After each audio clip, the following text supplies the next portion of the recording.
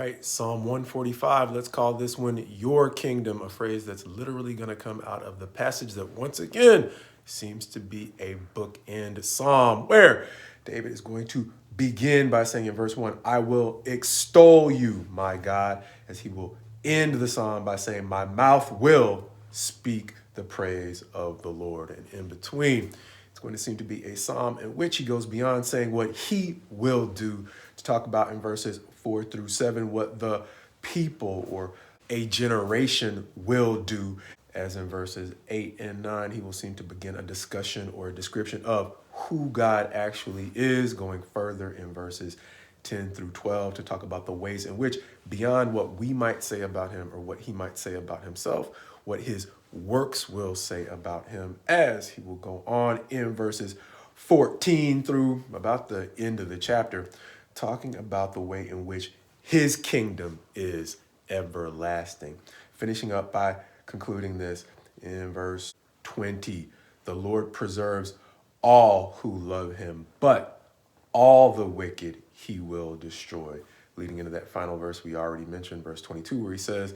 bookend, my mouth will speak the praise of the Lord. The summary points or point that probably most caught my attention goes actually back a couple of verses before, going back to verse 18 that says, the Lord is near to all who call on him, all who call on him in truth. Reminding me of something we might have seen in Psalm 45, a psalm that seems to describe the bride of Christ and how that is an everlasting union. But if you look at your own relationships or what you have heard about marriage, forever is a long time to endure someone trying to twist your wishes into something that they simply aren't. And so when this psalm describes his kingdom or your kingdom, what he's reminding us of is the way in which, in order to give God that sense of peace or to be a genuine blessing to the God who we are asking to bless us, we are probably at our best when we avoid the path that Jesus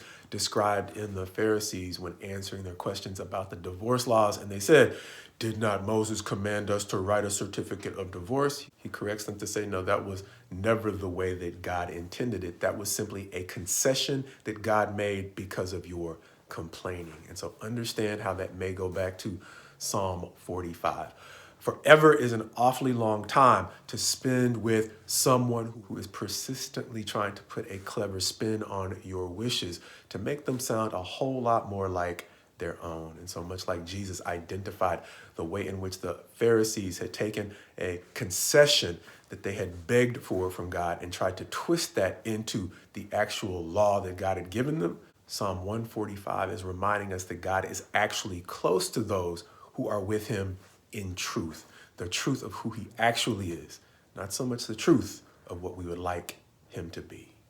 Reminding me also of Psalms 115 and 135 that talk at length about the folly of idolatry, which isn't godlessness. It is twisting God into a more comfortable image of what we would like and maybe what we would like him to be. This psalm quite possibly in summary reminding me that I and we might be at our best when we are seeking for God to help us understand the difference between his kingdom and our kingdom. And more importantly, once again, begging him to help us get ready to spend an eternity with the God who is, as opposed to an eternity with the God we created.